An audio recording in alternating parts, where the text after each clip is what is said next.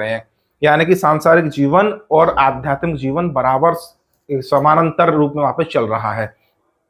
तो इसका वही है कि व्यक्ति जातक की कुंडली में चंद्रमा आपके शनि मंगल अथवा राहु या इन तीनों ग्रहों से एक साथ वहां पे पीड़ित होता है, या इस तरह समझ सकते हैं कि चंद्रमा किसी जातक की कुंडली में मंगल की राशि में बैठा हो, शनि से दृष्ट हो जाए, या शनि के साथ बैठा हो, मंगल से दृष्ट हो जाए, या मंगल शनि आपस में किसी प्रकार से चंद्रमा को पीड़ित करें।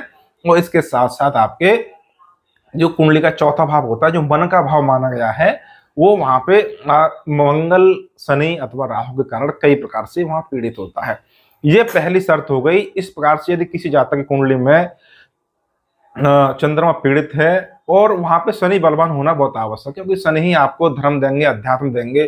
शनि आपको जो है ब्रह्मचर्य की नींव जो है जड़ है वो वहां पे आपको देंगे। शुभ शनि ही आपको मन की जो आपको वैराग्य की तरफ ले जाएगा। यदि वहां पे ये मंगल शनि पीड़ित, जो मंगल शनि है आपके पीड़ित करेंगे चंद्रमा को, और स्वयं मंगल शनि अगर पापी ग्रह बन जाए तो आपको फिर मानसिक रोग भी वहां पे दे सकते हैं। तो बड़ी ही मुश्किल होता है किसी जातक कुंडली में ये देखना कि भाई वैराग्य योग है अथवा नहीं है। तो पहला नियम कि चंद्रमा मंगल अथवा शनि अथवा दोनों और इसके साथ राहु के कारण किसी प्रकार से पीड़ित होंगे, पाप प्रभाव में होंगे चंद्रमा, तब जातक के मन में वहां पे वैराग्य वहां उत्पन्न होगा। उसके बाद वैराग्य तो वो हो गया। अब एक तो वैरागी हो गए जिसका किसी भी सांसारिक कार्यकलाप में इसका मन नहीं लग रहा व्यक्ति का, और वो बिल्कुल ध्यान अवस्था में हो गए। क्योंकि साधु कई प्रकार के होते हैं, अलग अलग धर्मों का अलग अलग नियमों का पालन करने वाले होते हैं। तो वो कोई सब तपस्या करेंगे, कोई आपके भगवत कृपा के लिए कोई ईश्वर की साधना करेंगे, अथवा कोई धर्म की स्थापना करेंगे। इसमें फिर अलग अलग नियम वहां पे लागू हो जाते हैं। तो जैसा कि आप जानते हैं कि कुंडली का नवम भाव धर्म का होता है, और धर्म के कारक ग्रह आपके गुरु होते हैं। तो ये आपका नवम भाव का संबंध, और पहला भाव जो होता है लगन वो आपका स्वयं का होता है, और नवम भाव जो होता है धर्म का होता है, और नवम से नवम यानी कि पंचम भाव वो भी दीक्षा शिक्षा का होता है।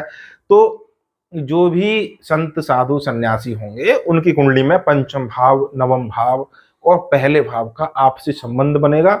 और इसमें आपसी संबंध बनाने वाले ग्रहों में आपके गुरु उसमें अवश्य होंगे। शनि तो होंगे ही होंगे, शनि तो इसके मूल हो गए। शनि के बिना वैराग्य उत्पन्न होगा नहीं, और बिना वैराग्य के ना तो संन्यास आप प्राप्त करेंगे, ना ही अध्यात्म आप प्राप्त करेंगे। तो शनि का तो मूल नियम हो गया, वहां पर शनि की मूल भूमिका होगी। इसके साथ गुरु जो धर्म के कारक ग्रह हैं, और बुध जो अंतर्ज्ञान के, बुद्धि चातुर्य के, उन सब के लिए बुध का होना भी बहुत आवश्यक है। तो बुध का, गुरु का, और पंचम भाव, नवम भाव और लगन का, इन तीनों का आपसी संबंध बन जाता है। उदाहरण के लिए अब मैं समझा दूं आपको, जैसे कि